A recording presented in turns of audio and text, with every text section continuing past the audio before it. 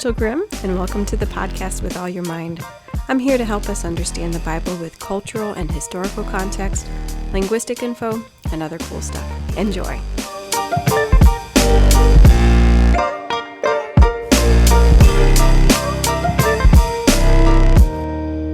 All right, good afternoon, guys. This is Rachel, and this is With All Your Mind. Welcome back. You made it through the Hebrew section of season 3, where we got into some kind of the lesser known Hebrew things that affect the way that we read our Bible, the way that it sounds to us, even through English, even through translation. So now we're going to move on to some Greek things, some what we'll call Hellenistic things and Roman things. And we'll get into all of that and what that means. But it also means that we're moving on from the Old Testament to the New Testament. The Old Testament is written largely in Hebrew, written over the course of 1,000 years, from about 1400 BC to about 400 BC.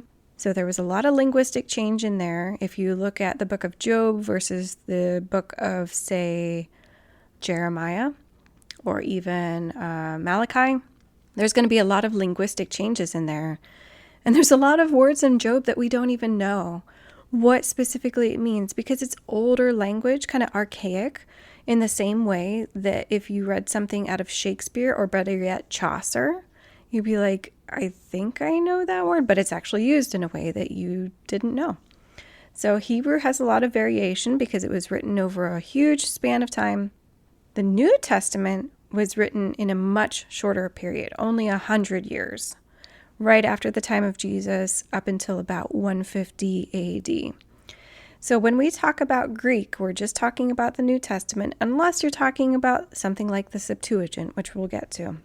So just some news, I guess, is that we only have 2 more episodes after this one for the season.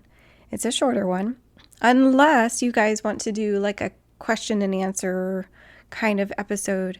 So if you have anything from this season that you're like, I need to know more about that, or you have a different question, or something totally random, I don't care, whatever. If you do have a question, send it in, and I'll do my best to answer it. If I don't know, I'll tell you. So that's one piece of news. The other one was, I like to tell you guys this once in a while, and that is that I record episodes a little ahead of time. Like this one that I'm recording right now, I don't think it'll be published for like 2 or 3 weeks. And I love the fact that if I died tomorrow, I would be haunting you guys on the internet for 2 weeks. So just thought I'd put that out there. Okay, so we're going to be talking today about Greek, or what we call Hellenistic, or Roman influence in the New Testament. And we tend to talk a lot more about the New Testament in both the languages with Greek versus Hebrew, and with culture, the Greek and Roman world of the New Testament versus the Semitic world of the Old Testament, and also about theology in the New Testament versus the Old Testament. The New Testament just gets way more press.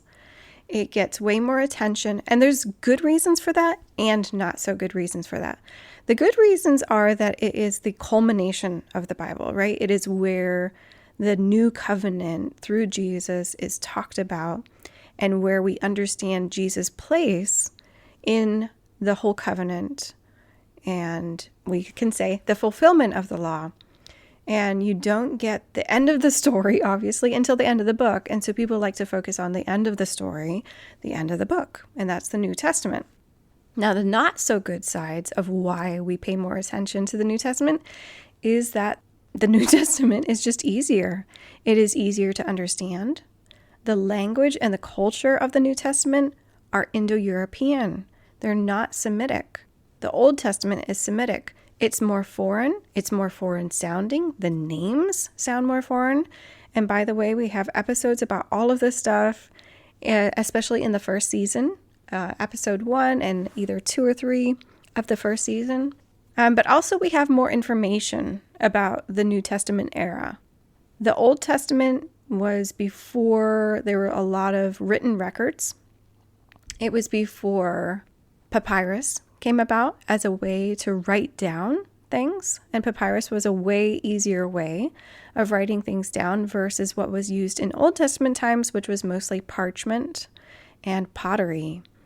So those things were just a lot harder to write on and take care of. To make, we have episodes about this too, by the way, to make a parchment scroll took way more resources, way more time than to write a papyrus scroll.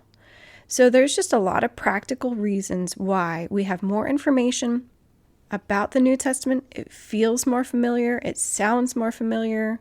We use the Greek and Roman versions of a lot of names and not the Hebrew versions of the name, of just different names in the Bible. So yeah, it's just more familiar. We have more resources. We have more history. Historians were writing whole history at the time of the New Testament. Josephus and Herodotus, I think I usually say his name wrong, Herodotus. He's considered the father of history, and he wasn't writing until the 400s BC, and there are others as well. So it's just easier to learn about the New Testament. And I like the underdog, so I go for the Old Testament. That's part of the reason why I like Hebrew. So what we're going to do today, we're going to look for evidence of Greek and Roman culture in the New Testament, right? And that doesn't sound totally groundbreaking, but we're going to do that for this episode and the next one. And that might, well, it might surprise you why that's important. But first we need a bit of an overview of the history of Israel. Israel was its own nation, though divided, up until when Assyria conquered the northern kingdom of Israel in 720 BC, 720. So 700 plus years before Jesus. And Babylon conquered the southern kingdom of Judah in 586 BC, so about 600 years before Jesus. And then the Greeks rolled in around the 300s BC, and the Greeks had a policy of letting their conquered peoples worship their own gods, and they kind of just expected them to adapt their gods to a bigger system of kind of like, that's fine, you worship your gods, but add them onto our gods as well. Just add them onto the list. It's all cool. So there was lots of pressure just to conform to Greek culture along with your own. Like, you don't have to abandon your own culture, but add it into the Greek culture. And the Jews of Jesus' day and before were really torn about this. Rome conquered Greece in the 100s BC, and then it was Greek and Roman culture that was influential. It wasn't like Greek culture just kind of disappeared. The Romans really liked Greek culture and adapted and adopted a lot of things from Greek culture. And the Romans culturally were more strict about things, but they actually did bring peace. So from about 300 BC on, there was this tension and cultural question of how to interact with the culture in power, whether to rebel or not, and how to maintain, and this is important, how to maintain cultural and spiritual purity. So when you look at the New Testament and see evidence of Greco-Roman culture, you can't just toss it aside and say, oh, well, of course that happened because Rome was in charge. Yeah, true. But there still might have been a lot of tension and prayer and deliberation and questioning and decision-making going on about how someone of the Jewish culture would have participated with that thing. That's why there's so much in Paul's letters that deals with how to handle Gentiles, which are the Greeks and anybody else, and Jews coming together. How to participate in the world where meat was offered to idols, whether circumcision should be required. It's a clash of cultures, and it's a big deal. We're going to start with a particular word, and then go to some objects, and then we're going to go to a whole scene in the book of John. And I was reading the book of John. That's where I was in my quiet time. I just finished it. I'm in Acts now. And that's where I got a lot of my pictures and ideas for this podcast season, was from the book of John. So we're going to start with the very first verse of the book of John. It's because it has that special word that's mentioned a lot in the first chapter of John. It's the word logos. And you might hear logos It's logos or logos. It depends. I use Logos Bible software. And so that's one way you might have heard that. In modern speech and debate, logos is a logical appeal as opposed to ethos and pathos, right? Those are the emotional and ethical appeals, kind of like trying to make you feel for something. That would be the emotional appeal. Logos is the logical appeal. And then if you've ever studied the book of John, you've probably heard logos in that. So what is it in the Bible? So this is what John 1:1 says. In the beginning was the Word, and the Word was with God, and the Word was God.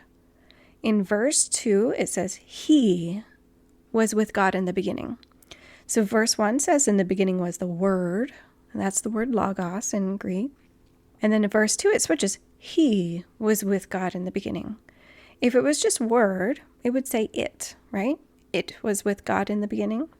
And then it continues on in verses 2 all the way up to verse 14. It says he, when it was referring to logos. And you see I'm flip-flopping back and forth between logos and logos. Whatever, it doesn't matter.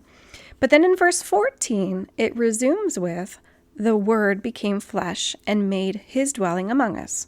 We have seen His glory, the glory of the one and only Son, who came from the Father, full of grace and truth.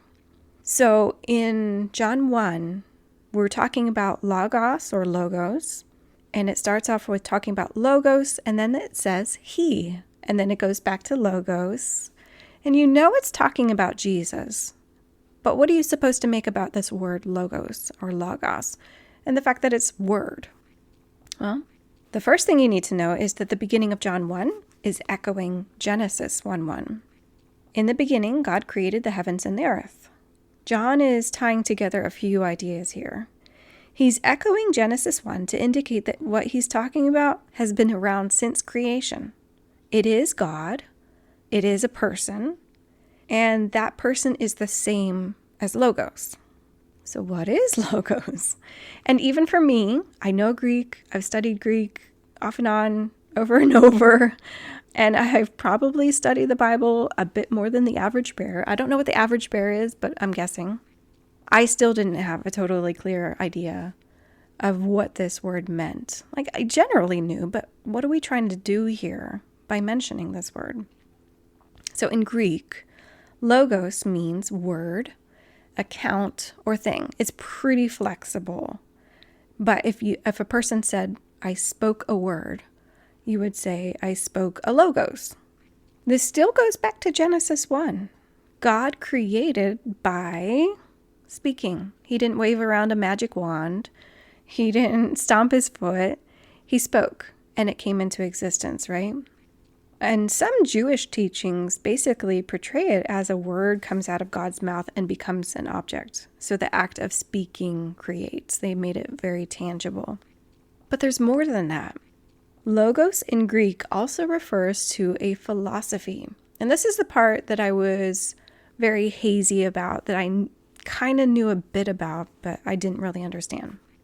My NIV Archaeological Study Bible, again, I've been using this book a lot for a lot of things. It had a fantastic note about logos. I'm going to quote it here. Heraclitus, which was a guy from about 500 BC. He was a Greek philosopher, and he used logos in the sense of an ordering principle of the universe. Okay, let me repeat that. An ordering principle of the universe. So in Greek philosophy, logos is kind of like a divine logic, a divine reason, a divine mind that gives order to the universe. Stoics saw it as the force, basically, a mystical force that gave order and rationality to the world. So it's not like the force of Star Wars, where it's just a power. It's a force of reason, a force of organization and logic and rationality. Kind of like, how do we make sense of the world? Well, logos makes sense of the world. Logos orders the world. Why is there a food chain? Logos that made it that way. Why is there a what is it called? Water system? Water cycle? Yeah, water cycle. Why is there a water cycle? Logos made it that way. Why do planets revolve around the sun in a way that creates the perfect environment for the Earth? Logos did that. So that's what Greek philosophy would say. So a Greek speaker who understood Greek philosophy could read John 1 and think, oh snap, Logos isn't a force binding the universe. It's God. It's Jesus. So if I wanted to be connected to the unifying, logical, ordering, perfect, stabilizing, rationalizing, harmonizing thing, it's through Jesus, not through philosophy or trying to follow Greek philosophy. Greeks were looking to explain how the universe functioned and how humans have any reason at all, like why are we the highest being? Why do we have reason? Why can we do engineering? Greeks were trying to figure this out. So Logos is also connected to human reason. How is it that we can be connected at all? John was saying, it's all Jesus.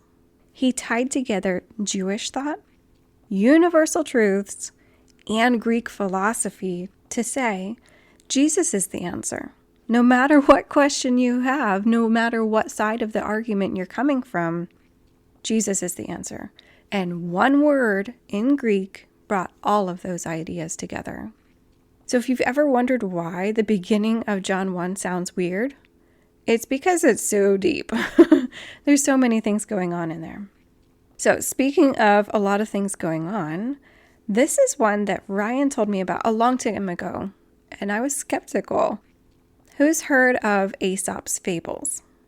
I read Aesop's Fables off and on as a kid and as an adult, partly because of Russian fables and stories that I would read when I was learning Russian, but also my parents had a collection of, what is it called?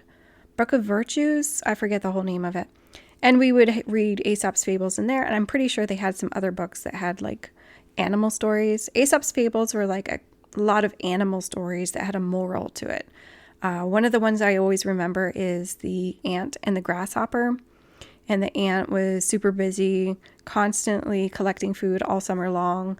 And the grasshopper was like, I'm just happy in the sun. And the ant was like, you better get to work because winter's coming. And the grasshopper ignored the ant. And then the grasshopper had no food over the winter. It's a good example of Aesop's Fables where it's a moral and a kind of a cutesy story that almost always involves nature. That's Aesop's Fables. And another one is The Ass in the Lion's Skin, and ass meaning donkey. And this is one where a donkey is having a good old time. He puts himself into a lion's skin that he finds somewhere, and he's having fun scaring all the other animals until he forgets himself and he accidentally brays like a donkey and gives himself away. And the moral of the story is your appearances may help you to do things, but if you're a fool, your speaking will give you away. A similar proverb is better to be thought a fool than open your mouth and remove all doubt.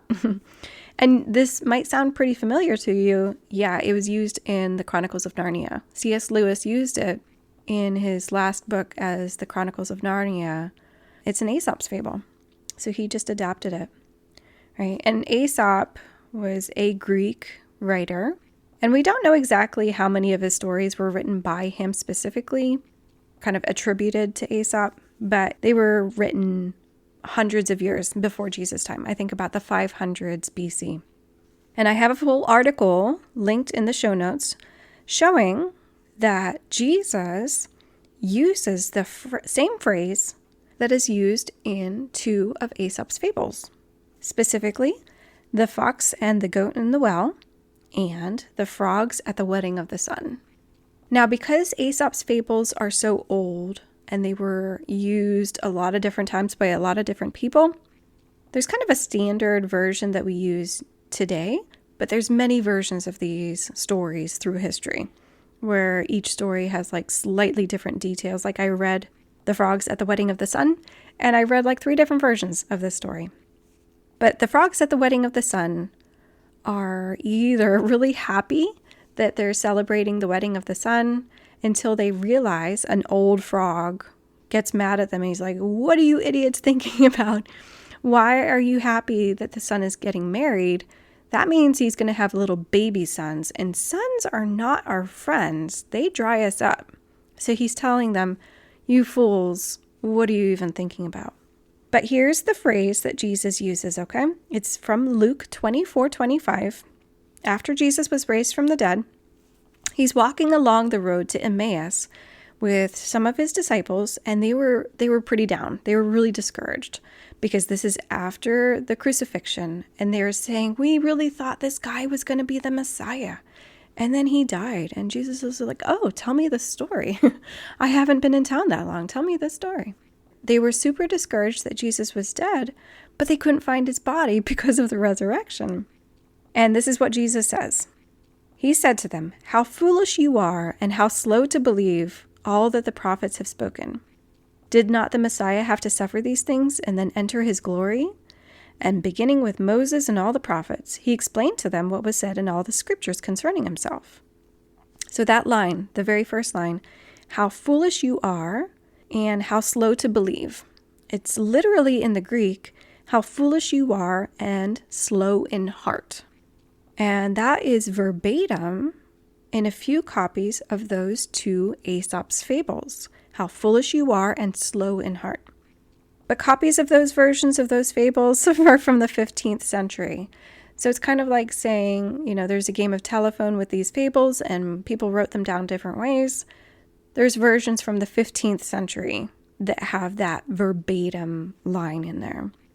And we don't have anything from before that. We don't have older copies of Aesop's fables, which isn't weird.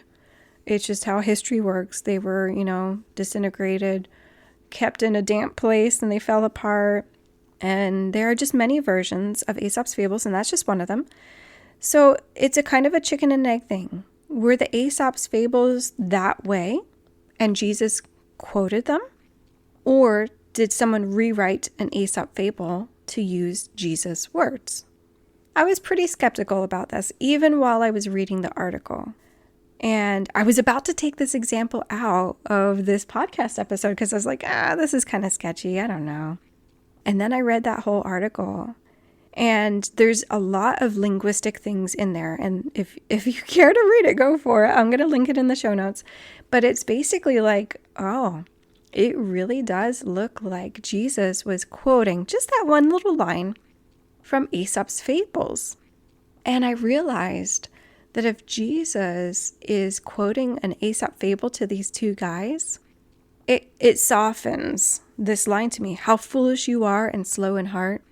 It's not like he's saying, you idiots. It changes the tone. He's using a story to kind of be like, come on, guys, you're being like those silly frogs. Don't you remember what the prophets said? So it really changed things for me to read that in a different tone. Okay? So I'm not going to go into all the linguistic-y reasons why I believe that it's a pretty good argument that Jesus was quoting Aesop's fables, but it looks pretty sound to me. And it's good to mention that the phrase as it appears in Luke 24 and Aesop's fables doesn't look like much of anything else in Christian literature of the first century. And it doesn't look anything at all like what we see in the Septuagint.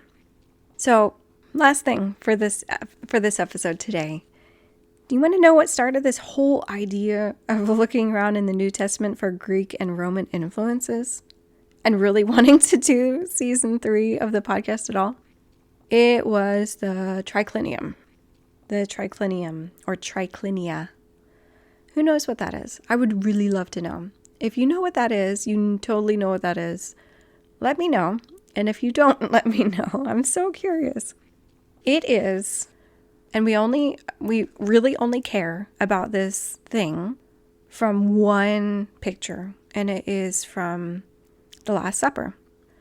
And if you look it up, you can look it up online, including through the show notes. I have a couple of links for things to show you what a triclinium was. It's a Roman couch. It's a Greek or Roman couch. And what it was is you would have these kind of tables, but they're slanted. And you'd have these slanted tables, and they could be low, they could be a little bit higher, no higher than, say, couch height, and maybe as low as ottoman height or little footstool height. And it would be basically slanted tables or a wood frame couch that would use maybe leather straps.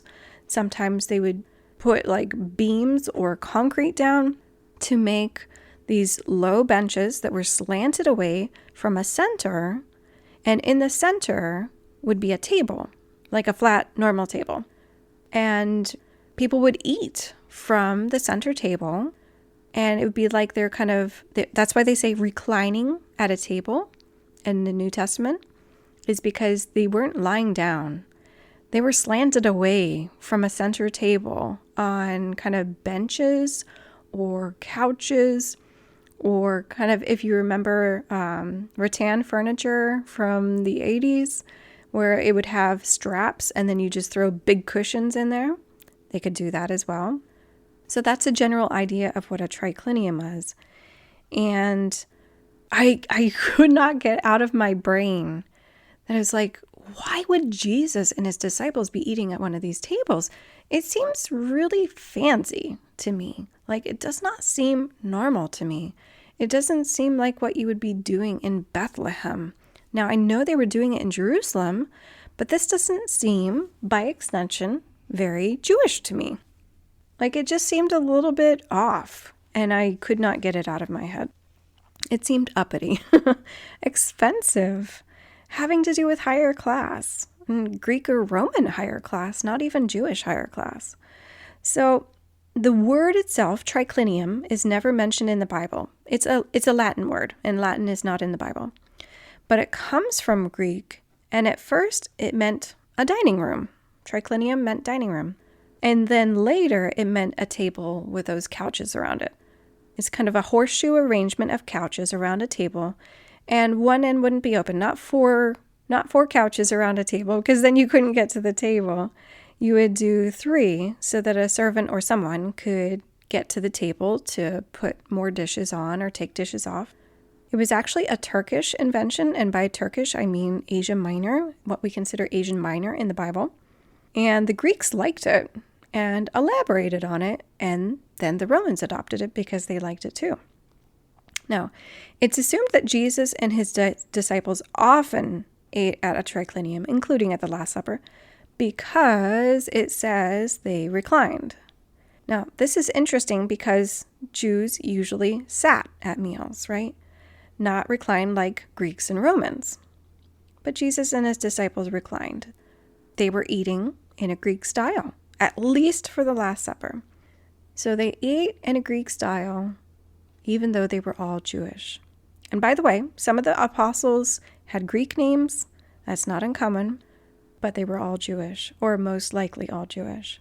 So let's talk about this triclinium. A central rectangular table, nothing weird there, with the couches, with their wood frames, with leather straps that held cushions, or boards that were slanted away from that table with cushions or blankets on top. A triclinium in Pompeii was concrete slabs sloped away from a central pit where a table could be put. There's a link in the show notes for that. There's a picture of that. And Pompeii was destroyed in 79 AD, so like 30, 40 years after Jesus died. So that triclinium, that type of triclinium, could definitely have been around in Jesus' time, right? So this was kind of an upper class thing to do, a Greek upper class thing to do. The seating and arrangement could be fancy, and they definitely took up space that smaller, poorer homes just didn't even have. You needed a decent sized room to do this. And there's a lot in the show notes about how the tables would be set up and who specifically would sit at which table to give them the best view, so that you would set up your triclinium in a room that you could have a good view out of the balcony onto the garden, blah, blah, blah. This was a fancy thing to do. It wasn't just like, hey, let's go grab a bite to eat. This was a party, okay?